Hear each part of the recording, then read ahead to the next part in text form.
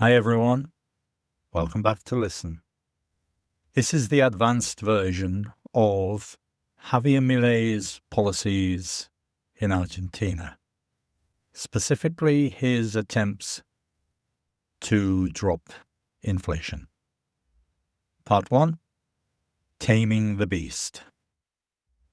If we start with what's being celebrated in Argentina, since taking office in December 2023, President Javier Milei has overseen a dramatic drop in inflation from an astonishing, incredible 25.5% in December to just 1.6% in June 2025. Inflation is the rate at which prices for goods and services rise, reducing purchasing power. So inflation is not the price of goods or services, it's the rate at which prices for goods and services rise. When we say tame the beast, we use this to say bring a dangerous or out of control situation under control. So while this development might look like a resounding victory to investors and international observers, the reality on the ground tells a much more troubling story. We say not all that glitters is gold. This means that not everything that looks good is necessarily good. Just because inflation has cooled, has dropped, doesn't mean that life has gotten easier. Survival in the shadows. Silvia Montiel is a 60-year-old retiree. She lives in a working-class suburb just outside Buenos Aires. Silvia lives on a modest monthly pension of 260,000 pesos, around $230 per month, depending on the exchange rate. A pension is a regular payment made during retirement, either from an investment fund or by the state. Her rent and basic groceries eat up most of her income. When we say eat up here, we mean it consumes or uses all of her income. So eat up means to consume or use all of something, especially resources or money. She tells reporters, "I live in the dark to save electricity. I only turn on the lights when I absolutely have to." And that statement isn't a metaphor. It's her daily routine. Silvia has had to cut back on essential items like food. To cut back on is to reduce the use or consumption of something. She used to buy 3 yogurts per week, now just 1. And this is where the human cost becomes impossible to ignore. We say that you can't squeeze blood from a stone. You can't expect people to contribute to economic recovery if they barely have enough to survive. You can't squeeze blood from a stone. Milei's chainsaw reforms. Milei ran for president promising a radical transformation of Argentina's broken economy.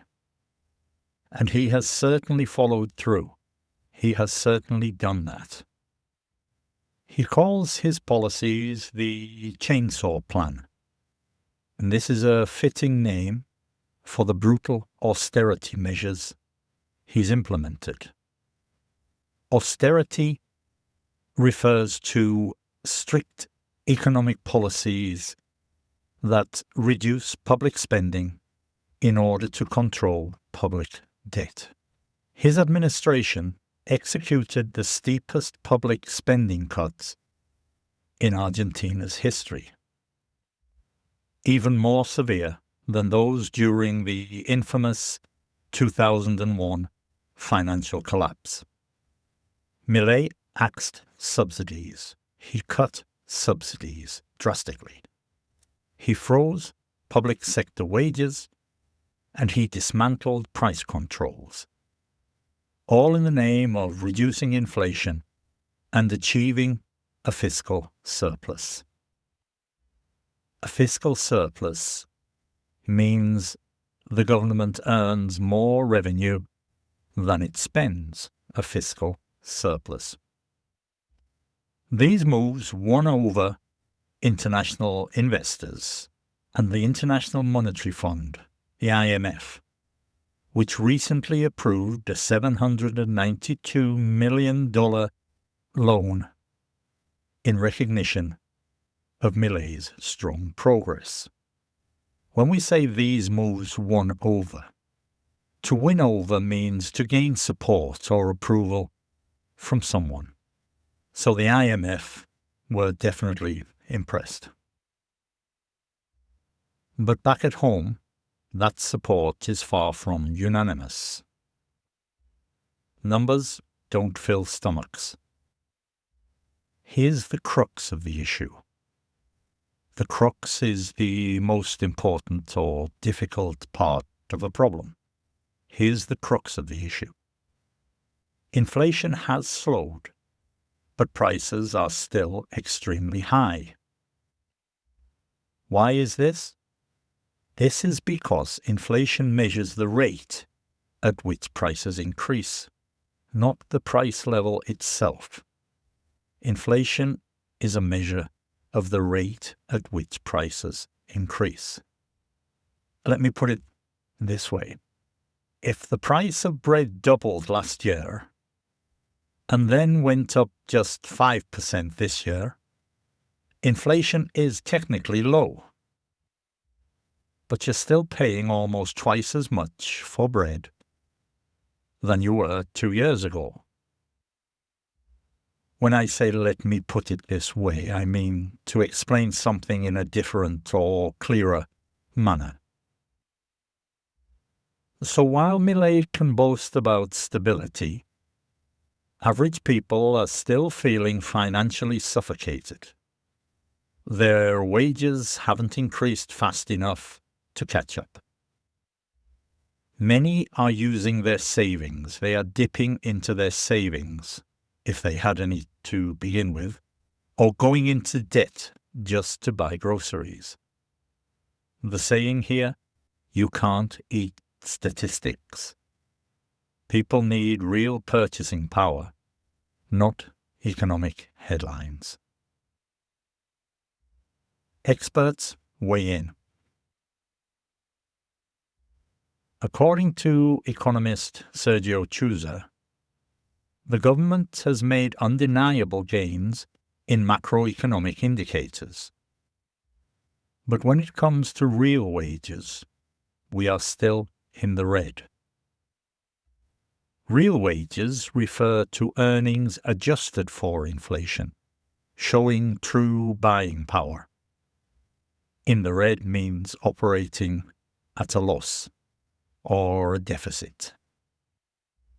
He argues that Argentina's recovery has been top-down, benefiting investors and creditors, while workers and pensioners, retirees, are bearing the brunt of the adjustment. They are suffering.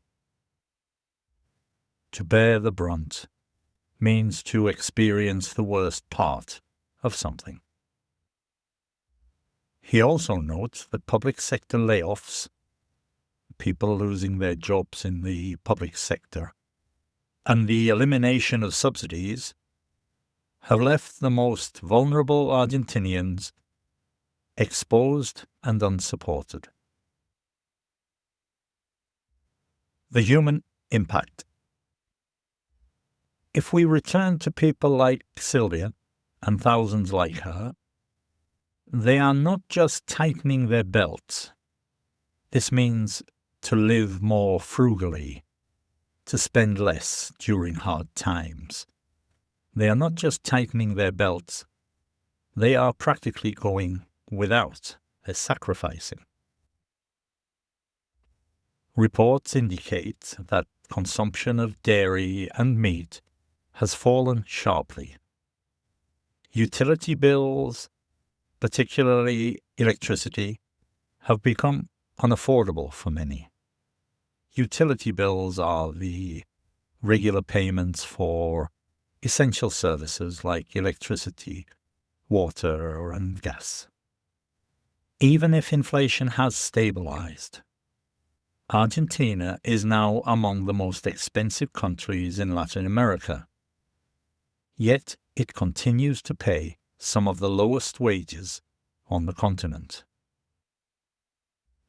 So what you're seeing here is a country that has hit pause on economic chaos, but hasn't hit play on recovery for its people. When we say to hit pause or to hit play, this is metaphorical. It's to indicate stopping or starting real progress. So what we're seeing here is a country that has hit pause on economic chaos, but hasn't hit play on recovery for its people. Paper victories versus practical realities.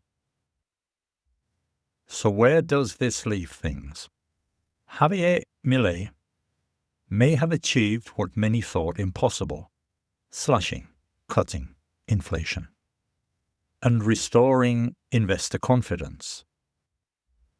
And he's also put Argentina back on the radar of global finance. We say the road to hell is paved with good intentions. If that road is filled with empty supermarket carts, unpaid utility bills, and cold dinners in the dark, then perhaps it's time to ask who the real winners are in this economic miracle.